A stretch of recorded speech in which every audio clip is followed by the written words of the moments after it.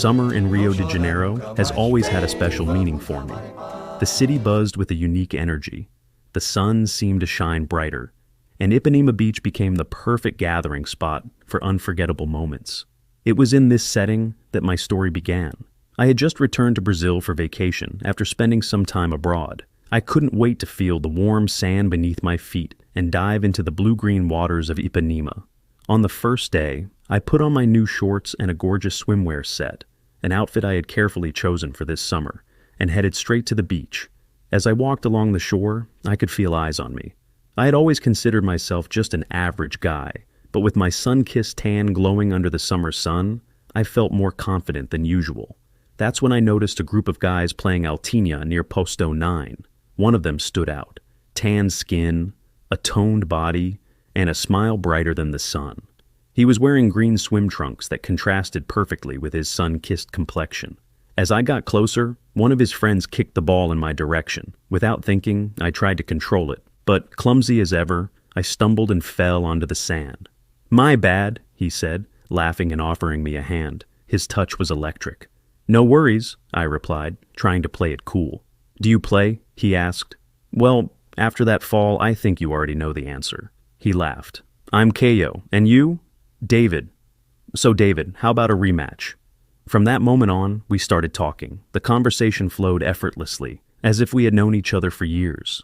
I found out that Kayo was a true karaoke, a lover of the ocean, and also into sports and skincare, something that made me chuckle since that was exactly my world. After a few hours at the beach, the sun began to set, painting the sky in shades of orange and pink. We sat on the sand side by side, watching nature's masterpiece unfold. "This sunset is amazing, right?" I said. "Yeah, but I think the company makes it even better," he replied, looking at me in a way that made my heart race. It was there, in the golden twilight of Ipanema, that I felt this summer had something special in store. Something beyond the waves and the hot sand. Something that made my heart ache with anticipation and desire. And that night, as we walked together along the boardwalk, I realized that maybe this was the beginning of something much bigger than just an unforgettable summer. As we walked along the Ipanema boardwalk, the salty breeze brushed against our skin, carrying the distant echoes of laughter and the rhythmic beat of a nearby samba band. The city was alive, glowing under the streetlights. But all I could focus on was Kayo. "So, how long are you staying in Rio?" he asked, his voice smooth and casual. Yet there was something behind it, curiosity, maybe even hope. "A few weeks. I came back to recharge, see my family, and enjoy the summer." "Good choice. Ipanema is the best place to do that," he said, nudging me playfully with his shoulder. "But I still think you need that rematch. We can't let your Altinha skills stay at that tragic level." I laughed, shaking my head. "Are you offering to be my personal coach?" "Exactly. But it comes at a price," he said, grinning. "Oh yeah? And what would that be?" He pretended to think for a moment before reaching into his pocket. "Your number. Just in case my star student bails on training." I smirked but felt my heart race. Was this just casual flirting? Or was there something more? Without overthinking, I took my phone and handed it to him. He typed quickly, and a second later, my phone buzzed with a message. "Kayo.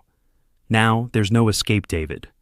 I rolled my eyes, but I couldn't stop the smile that formed on my lips. As we reached the end of the boardwalk, the air filled with the scent of coconut and grilled cheese from street vendors. Kayo stopped, turned to me, and tilted his head slightly. "Tonight was fun," he said, his voice softer now. "Yeah, it really was." For a brief second, neither of us moved. It was one of those moments where time stretches and every possibility lingers in the air. Then he grinned.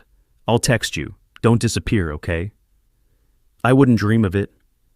And with that, he gave me a quick wave before disappearing into the night.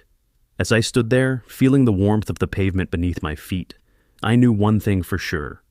This summer was about to change everything. Comment below if you're excited for part 2.